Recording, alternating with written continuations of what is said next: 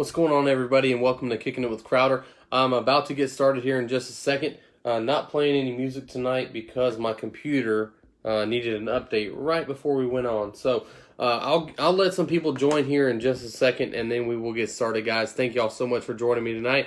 We got a lot to talk about. COVID-19 impacting the college football world. The NBA draft next Thursday night.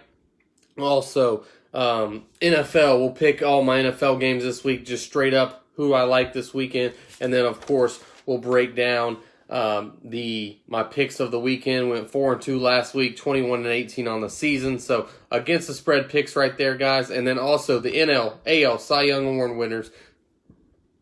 Trevor Bauer and Shane Bieber, both winning the NL and AL Cy Youngs respectively. So we'll let one or two more people join. We have our first one joining, guys. Don't forget to comment. Don't forget to like. We'll get started here in just a second. Sorry for the silence. Like I said, my computer needed an update right before. Now it's kind of, here we go. It's working a little bit right now. So we'll see what happens. But I'm not complaining music, guys. We'll get started here in just a second, all right? Y'all doing all right tonight? Happy Veterans Day as well, guys. To anyone who served, what's up, Ryan? Anyone who has served, guys, thank you so much for your service, and happy Veterans Day.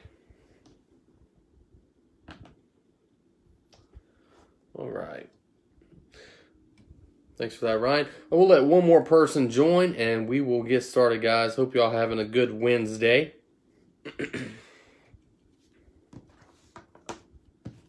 All right, well, I'm just going to go ahead and join. Normally I have music playing. I don't like the silence. So, guys, I am going to get started here in 3, 2, 1. And welcome, everybody, to Kicking It with Crowder, Episode 10, Season 2, guys. Thank y'all so much for joining tonight. College football, guys, has been hit very hard. 4 SEC games have been postponed, as well as a boatload of other ones.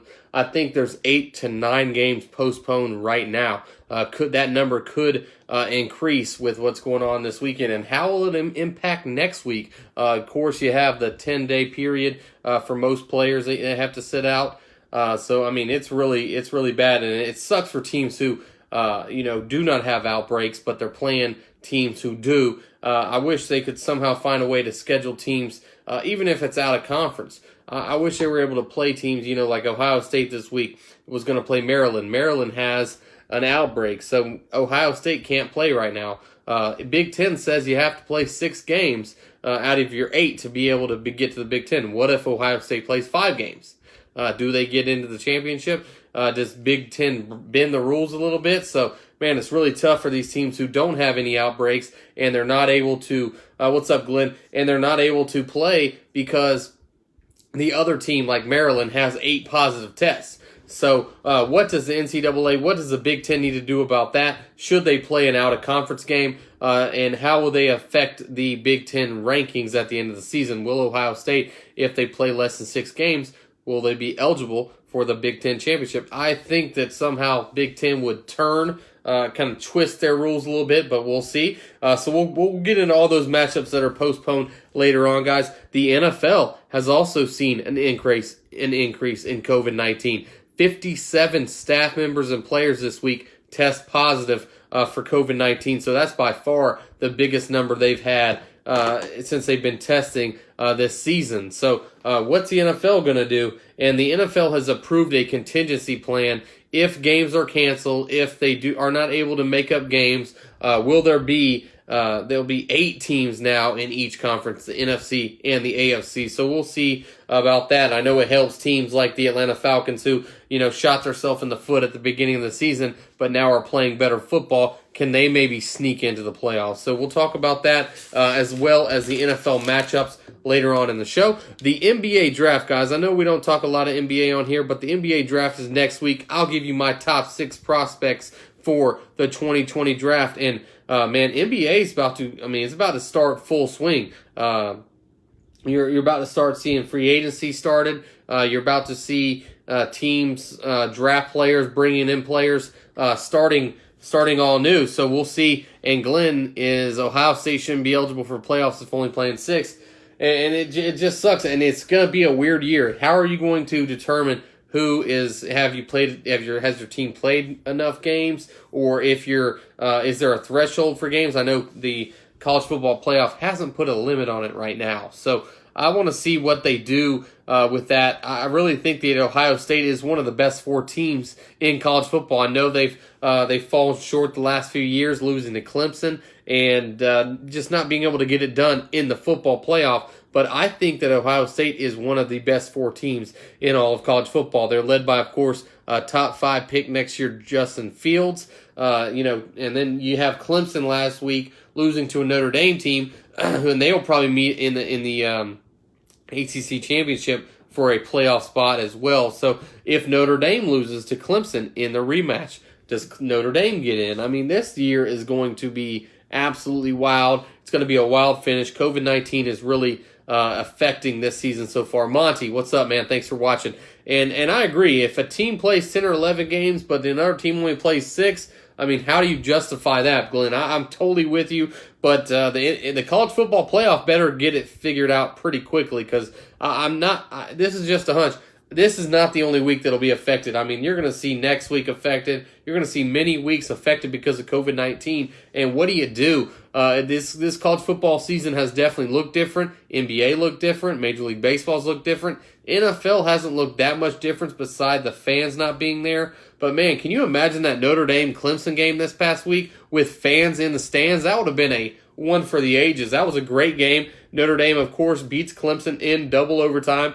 And Clemson plays without Trevor Lawrence, but they were also missing some starters on defense. So as long as Clemson takes care of business, they'll get another shot at Notre Dame. I'm not hitting the panic button yet for the Clemson Tigers. But this week, you have no Clemson. You have no Alabama. You have no Ohio State. You have no Texas A&M. You have no Georgia. You have no Auburn. I mean, these are some big, significant programs that you're not going to have this weekend because of COVID-19. So, it's just tough. It's tough, Glenn. And, man, you hate to see what's going on right now with all this stuff, COVID-19 around the country. Guys, also the AL and NL Cy Young Award winners were announced today. Out of the AL, Shane Bieber from the Cleveland Indians takes the AL Cy Young unanimously. And in the NL, it was a tight race, but Trevor Bauer, guys, gets it done. The former Cleveland Indian wins the NL Cy Young for the Cincinnati Reds. So we'll talk more of that later on in the show. And,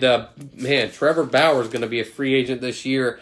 And if I'm the Atlanta Braves, or if I'm one of these, top market teams with a lot of money, the New York Yankees, the Dodgers, I'm throwing whatever Trevor Bauer wants. I'm hearing anywhere from 4 years to $130, $140 million.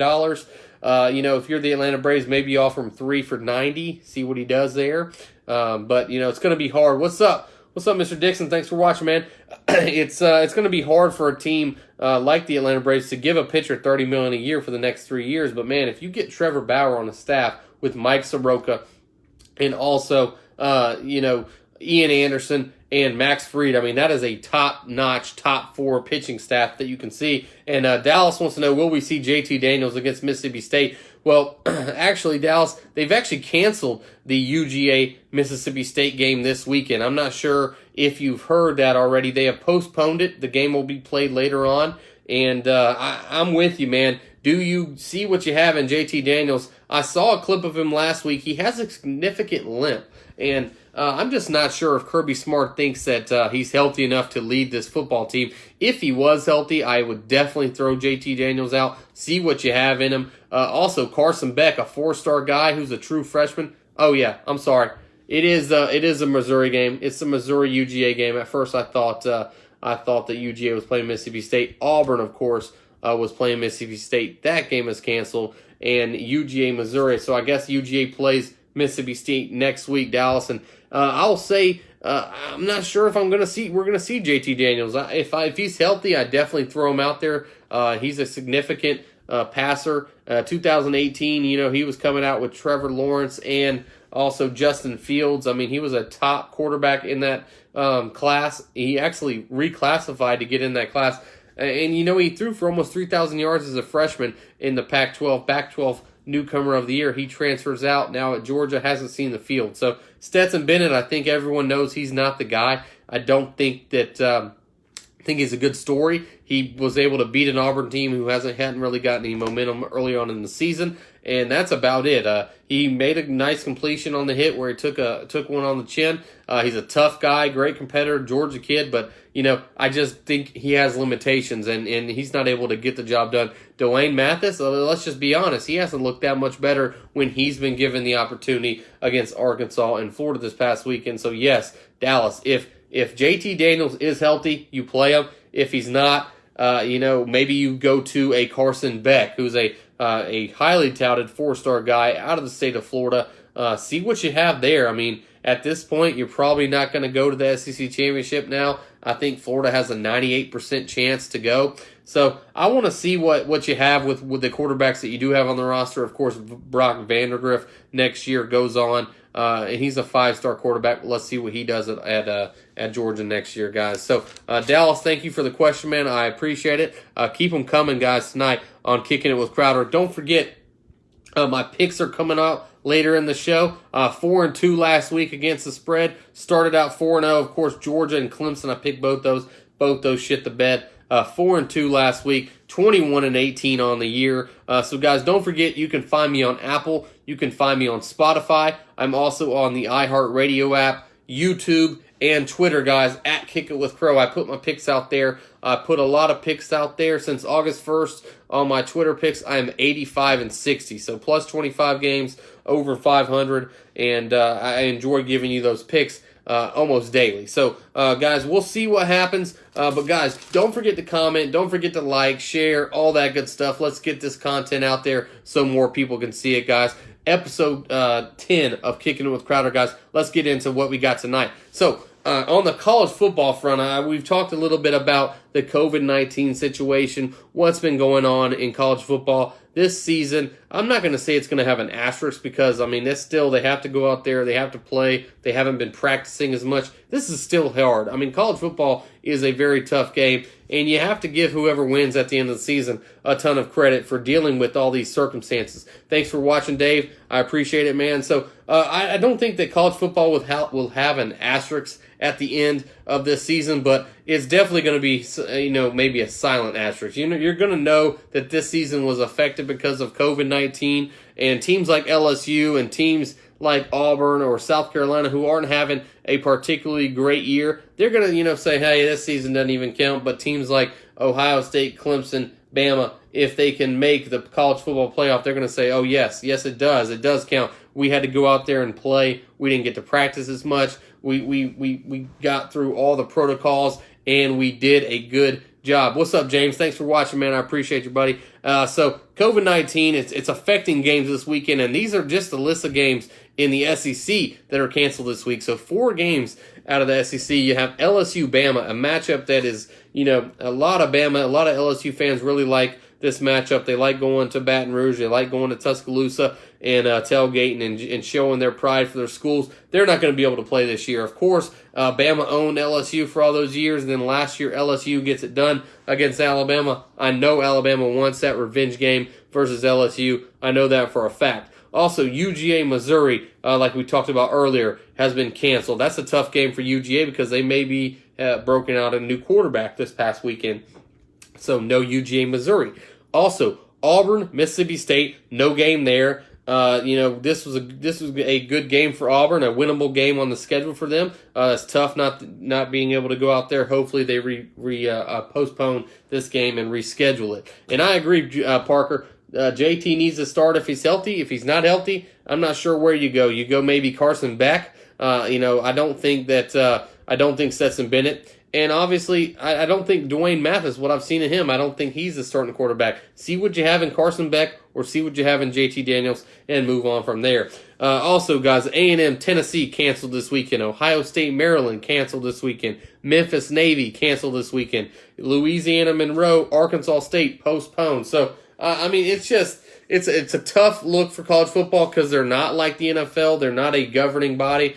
Even though the NCAA, they do have the NCAA. These schools are going off of off a university policy. They're going off a state policy.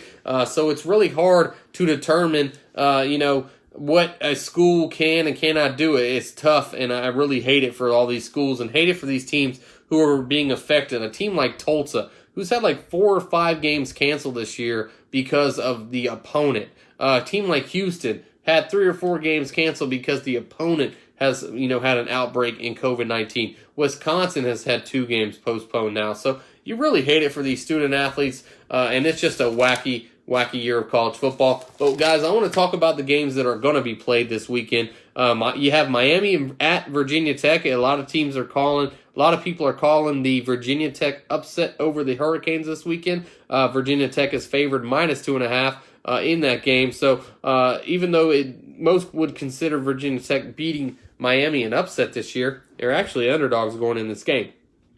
Then you have a Wisconsin team who has missed the last 2 games going off against a Michigan team who has lost the last 2 games when Wisconsin last 2 games have been postponed. Michigan, a 4.5-point underdog. A lot of teams look out for Wisconsin going into this Michigan matchup, but Michigan could pull the upset. I really think they have a good chance against a Wisconsin team who hasn't played in a few weeks. Also, Arkansas, Florida. Arkansas will be without their leader, head coach Sam Pittman. He is out with COVID-19 protocol. Florida is favored -17.5 in this game, and Felipe Franks gets his shot at the Florida Gators. Of course, a team he used to play for. Notre Dame, Boston College. Should Notre Dame be concerned about a Boston College team who's 5-3 this year? Gave Clemson a tough game. We'll see. Boston College is 13.5-point home underdogs. I always look at those home dogs, so we'll see what Boston College and Notre Dame do. Is Notre Dame, still high off that win last week against Clemson? We'll see there. Coastal Carolina and Troy plus 10.5. Coastal Carolina's got a hell of a team down there in Myrtle Beach, and they also play defense. So it's fun to watch that Coastal Carolina team. I look for them to dominate. What's up, Kimberly? Thanks for watching. I look for Coastal Carolina to dominate this matchup with Troy, but we'll talk about that a little bit later on in the show. Also, guys, Indiana, Michigan State, the Spartans are +7 against the Indiana Hoosiers, looking to become 4-0 on the young season. And then Northwestern, guys, takes on Purdue +2.5. We'll talk about all 3 of those last 3 games later on in my picks. So I want to move on a little bit to NFL. I talked about the outbreak that happened in the NFL. 57 players test positive in this last round of testing. You're having a lot more players being sent home for tracing. I know you'll see here a player or 2 get ruled positive with the COVID-19, and then you'll see 4 or 5 players put on the inactive list for contact tracing, saying they had close contact with that player. So it's bad right now. The NFL has also approved a contingency plan to have another playoff team added in the AFC and the NFC. If games are having to be canceled. So far, only 1 game has been canceled or postponed on the season. That was Miami and New England. So what's up, Brandon? Thanks for watching. I really appreciate it. And then what can the Atlanta Falcons do, guys? At 3-6, they are on their bye this week. Raheem Morris has looked good in his audition for the head coaching position. 3-6 on the season, or the Atlanta Falcons could easily be sitting at 6-3. So can they make a run down the stretch? They basically got to go 6-1. I believe they got to finish 9-7 to have a chance. Right now they sit at 3-6, but they play the Tampa Bay Bucks twice. They play the New Orleans Saints twice. They play the Kansas City Chiefs, the Chargers, and the Raiders. So you got 5 teams.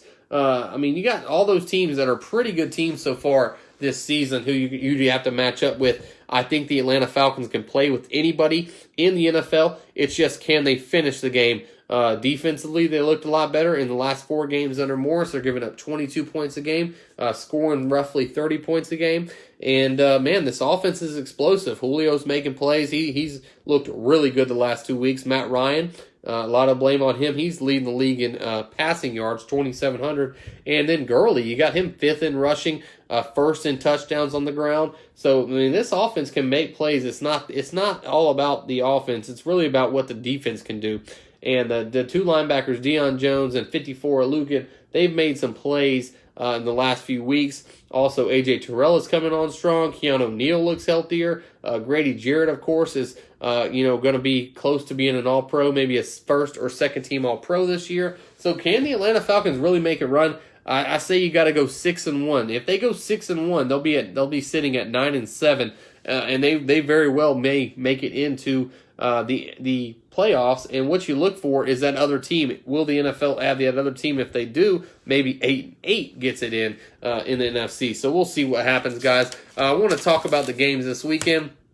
So I'm going to name these games this weekend, guys, and I'm going to give you my pick straight up. No against the spread on this. I'm going to just give you my team who wins. So first, guys, we'll start with Cleveland and Houston. I'll take the Cleveland Browns with Nick Chubb coming back. Baker Mayfield, they're coming off their bye. Look for Cleveland to defeat Houston this weekend. Also, you got Detroit Lions and Matt Stafford versus Washington and Alex Smith. I like Detroit in this one as Alex Smith kind of gets his feet wet again, coming off the, of course, broken leg a few years ago. Green Bay Packers versus Jacksonville. This is going to be a laugher. Green Bay big in this one against the Jaguars. You have Philadelphia Eagles versus the New York Giants. I like Philly in this one. I know when they played a few weeks ago, that Philly defense gave Daniel Jones and that New York Giants team a lot of fits. I'm going to go with Philly in this one, and they kind of increase their lead in the NFC East. Tampa Bay, Carolina, I'm going with Tom Brady on the rebound. 6-3 Bucks taking on the 3-6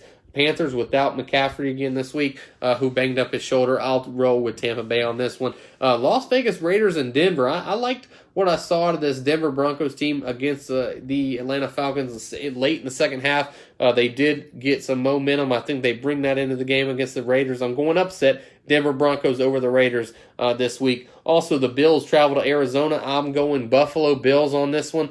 Seattle coming off an embarrassing loss to the Buffalo Bills last week. I think they get back on track this week. I'm rolling with them over the LA Rams. Then you have the New Orleans Saints, who started the season 1-2, but since then they have just been one of the hottest teams in the league. 5 straight. I think they get their 6th straight versus San Francisco 49ers this week. Then you got Cincinnati, Pittsburgh. Cincinnati, they're +7 in this one. I think the Cincinnati Bengals cover in this one. I think they keep it close, but I'm going to have to roll with Pittsburgh late in this game on a field goal.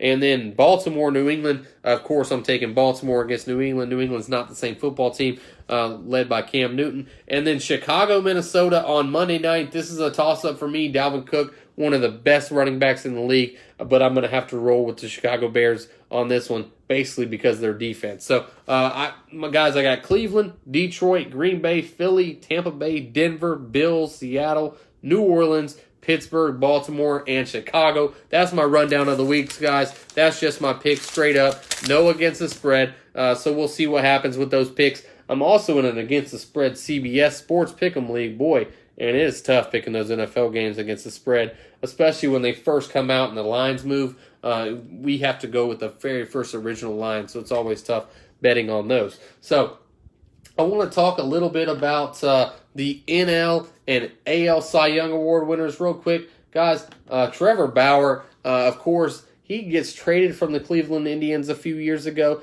I think 2 years ago, to the Cincinnati Reds. Of course, he threw the ball. Terry Francona came and pulled him out of the game. He decided to chunk the ball over center field fence. Trevor Bauer, he's always been an interesting character. I don't know if y'all follow him on YouTube. I mean, this guy likes to get on Twitter and talk, and he's very open, honest athlete. I kind of like that about him. He struck out 12 Braves when they played in the division series this year. So, Trevor Bauer, I really like his stuff. He's a good pitcher. He likes to get in people's heads, and he wins the NL Cy Young for the Cincinnati Reds, becoming the first pitcher in Cincinnati Reds history to win the Cy Young, which is weird to me. I would have figured that great organization, someone would have won a Cy Young by now. And then also his former teammate, Shane Bieber, wins an AL Cy Young unanimously in the AL.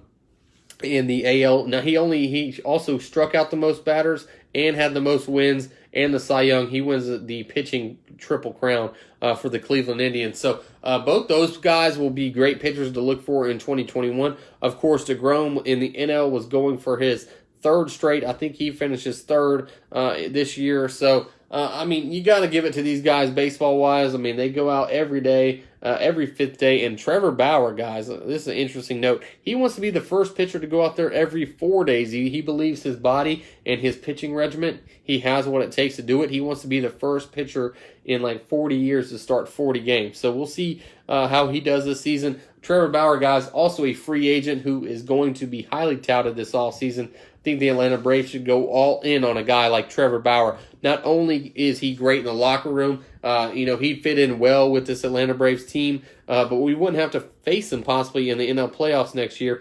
And then you have a pitching staff with Mike Soroka, and then Ian Anderson, and Max Fried, and then Trevor Bauer. Whoa, I'm telling you, that would be trouble for a lot of teams in the NL, especially with this potent lineup the Atlanta Braves had with Freddie Freeman, Ozuna, Acuna, Ozzie Albies, and Dansby Swanson. That, of course, is if we can keep Ozuna in the outfield. I really hope they do. I mean, that guy was unbelievable for the Braves this year. He was a hell of a pitcher. I mean, a hell of a hitter for the Atlanta Braves. So I just want to talk a little bit of their stats real quick. And Bauer went 5-4, league leading 1.73 ERA, 100 strikeouts, 17 walks, 73 innings. Opposing hitters hit 159 off the guy.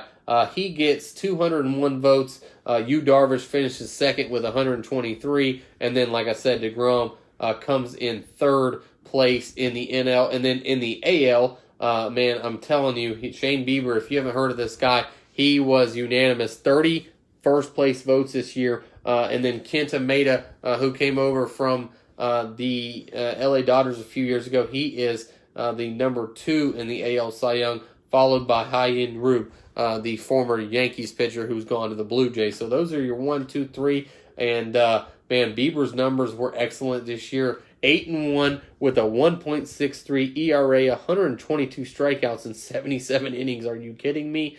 So, man, he was absolutely amazing this year. And he's the second player in franchise history to win the AL Triple Crown in pitching. With that, is, of course, with K's wins, and now he's won the Cy Young. So, shout out to Shane Bieber. Shout out to Trevor Bauer. 2 guys who shoved this year, and guys who are going to be looking to add to their collection of hardware next year in 2021. Hopefully will be a full season. So shout out to you guys. You got to get the love. You went out and had a great season this year. So NBA, guys, I want to talk a little bit about NBA real quick, and then I'll talk about my picks last week and then my picks this week, guys, and we'll get out of here. So NBA draft is next week, and this has been a weird NBA draft. These guys have had to wait a lot longer than most NBA prospects to get drafted to fulfill their lifetime dream. And I want to start with my top 6 players in this draft, guys. And at the top, I'm going LaMelo Ball, number 1. This guy is electric. This guy is showtime. This guy is going to put people in the seats. He is, he's a playmaker. He's flashy. He can dribble the basketball. He can also shoot the basketball, and he can get to the rim. I think that this guy is going to be a hell of a talent in the NBA, and he is a guy who has grown into a 6'7" frame, 210 pounds. I really think that he's been able to work on his game a little bit, and he signed with Puma, so he's gotten away from the big baller brand and LeVar Ball, and I think that, seeing his brother play, Lonzo Ball, of course, who plays for the Pelicans, being able to see him, being able to know what mistakes Lonzo made, and being able to see him, and Lonzo being transparent about his jump from UCLA to the NBA, I think it's going to help LaMelo Ball. I think that a lot of people just hear the name LaMelo Ball and don't really get the hype behind him. I'm telling you, this guy is a fantastic, flashy basketball player who's going to put a lot of fans in the seats with whatever team he goes to. You're hearing a lot of him going number 1 to possibly the Timberwolves. I think the team like the New York Knicks would be a great fit for LaMelo Ball, being able to pair him with an R.J. Barrett. If you're New York, I'm trying to trade the 27 pick you own. I'm also trying to move up possibly in the draft to snag a LaMelo Ball. But you also have my number 2 overall player, and that's Anthony Edwards out of Georgia. This guy has been compared to a Dwayne Wade, a shooting guard who has a lot of explosiveness, who can put the ball in the hole, play defense. I mean, this guy averaged 20 a game in 30 games at Georgia. Wasn't able to lead his Georgia team to the NCAA championship. So that's a little bit of a concern for me. You're that good of a player, you got to get your team into the big dance. But man, he's got James Harden, Dwayne Wade type potential coming out of the shooting guard position. You could see him go to the Timberwolves at 1. You could see him go to the Golden State at 2. But I think Charlotte at 3, where for Anthony Edwards, might be his best fit. He can pair him with Devontae Graham, what they have up in Charlotte, and you may have a nice 1-2 punch.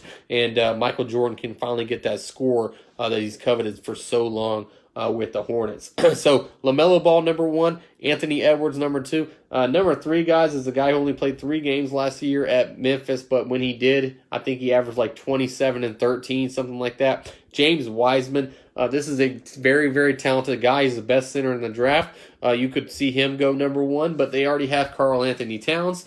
So I go with my number 2 pick right now, and that's the Golden State Warriors. I think that this guy can be a very similar, DeAndre Jordan, kind of throw it up to him, let him do some work early on in his career, can pair him with a Steph Curry, a Klay Thompson, and a Draymond Green.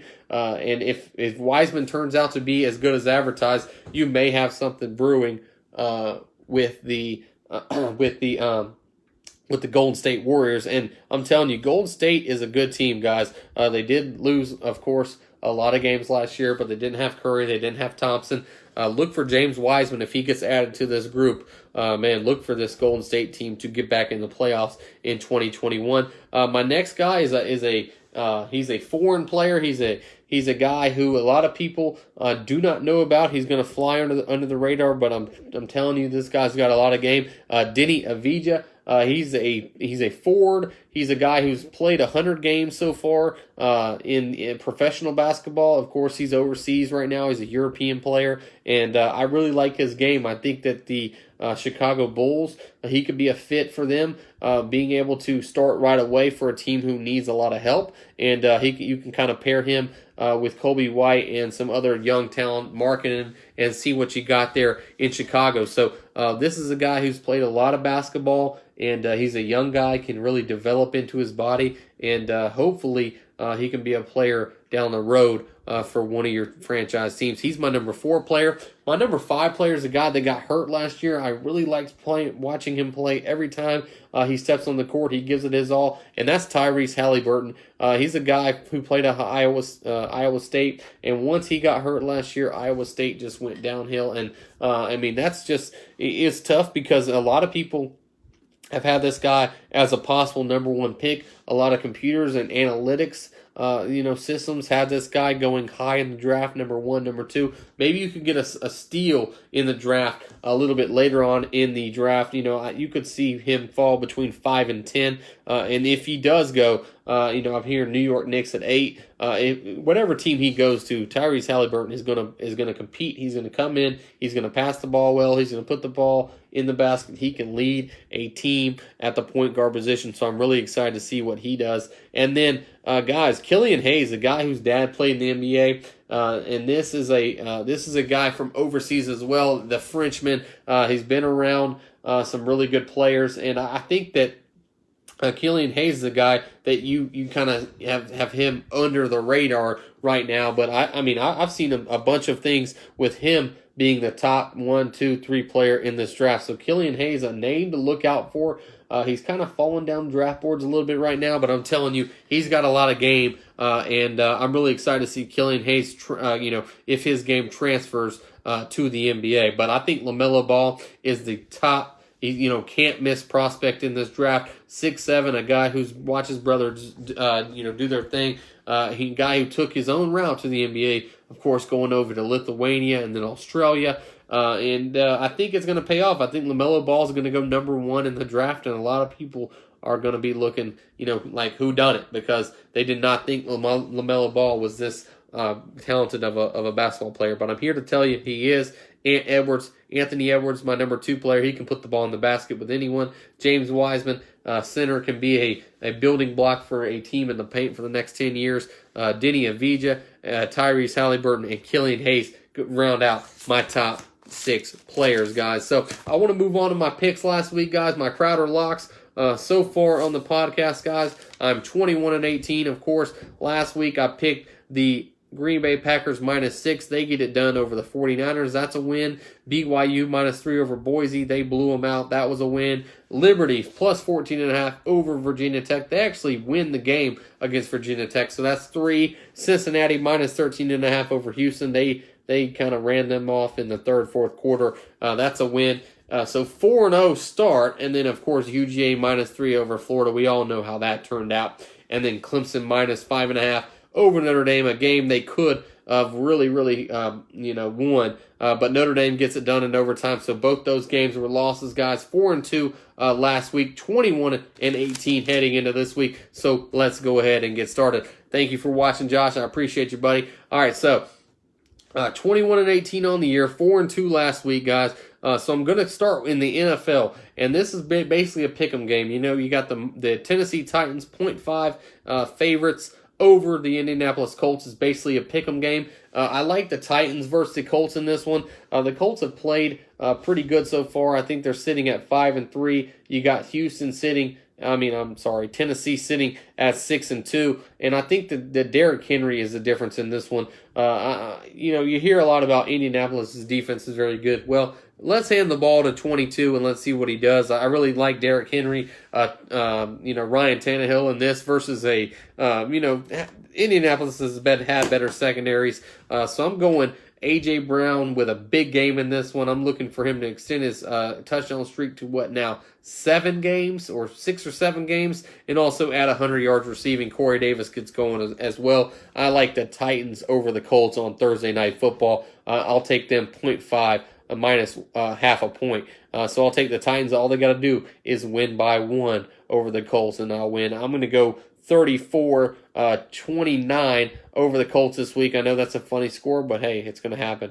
All right, so we'll go with my 5 locks in the college football range this week. And also, guys, on Thursday night, I'm really hot. I think I've only lost 1 game, so I'm maybe 8-1, 7-2, something like that on the season picking on Thursday night. So let's stay hot there.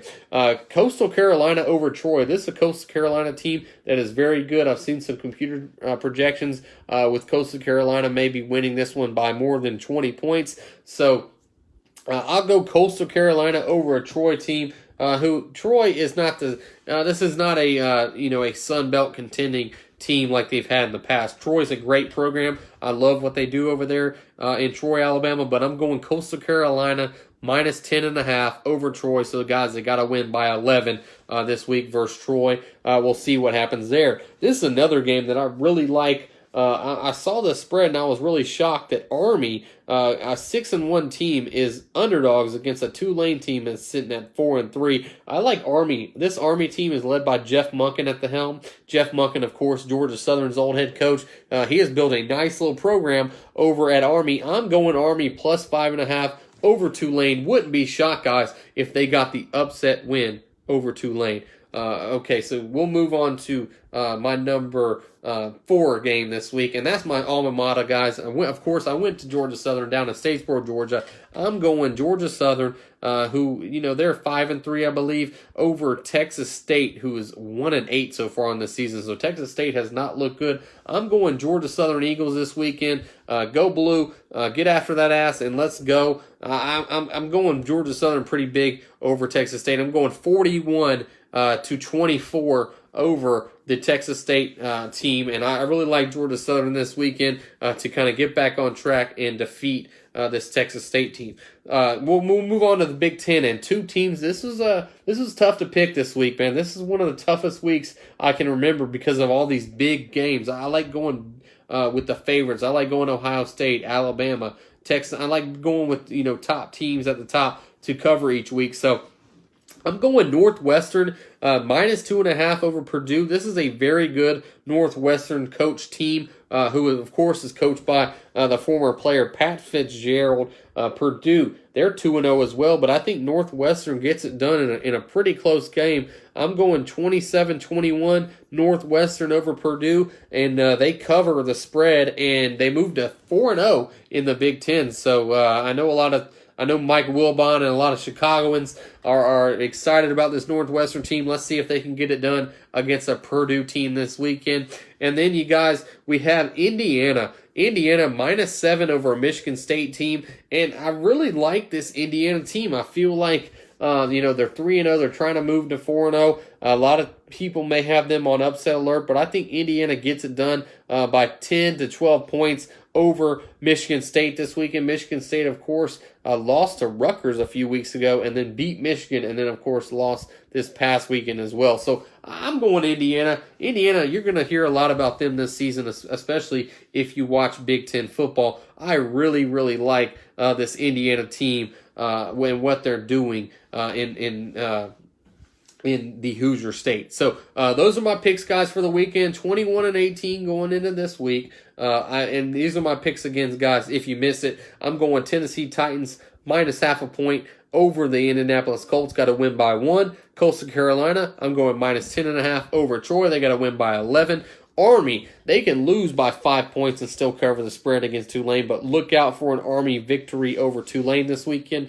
Also, guys, going Georgia Southern -10 over Texas State. And then, wait, what's up, Taylor? Thanks for watching, babe. And then we got Northwestern -2.5 over Purdue, and then Indiana -7 over Michigan State. So they got to win by more than a touchdown. I think Indiana gets it done versus a pretty good Michigan State team. I'm going 38-27 on that one. So I got them winning by 11. Guys, and of course, next week we'll always tell you how I did the week prior. And of course, guys, also I picked my NFL game. So if you missed that, go ahead and look and see who I like straight up in the NFL this week, guys. So, hey, thank you all so much for watching. I really appreciate it. Of course, if you missed the show, we talked COVID-19 and the impacts it had on college football. We talked NFL and picked some games this weekend. I gave you my picks against the spread. We talked NBA, my top 6 NBA draft prospects, and, of course, the NL and AL Cy Young Award winners. So, guys, happy Veterans Day from Kicking It with Crowder. Thank you for anyone who has served this country, and thank you for all you do. Thank you for your service, guys. But, guys, until next week, we will be back next week, 9 o'clock. So, guys, don't forget to set your calendar. Remind your friends. Bring you on. Bring your show. Bring your friends on. Let them know about the show. Send them some invites about it. And, guys, I'll pick my picks every week, 21-18 so far on Twitter on my picks since August 1st, 85 and 60. So if you like betting and you like hearing some output and some input about that, guys, let me know down below. But guys, thank y'all so much for watching tonight. I really appreciate it. Till next week, I'm out. Let's go.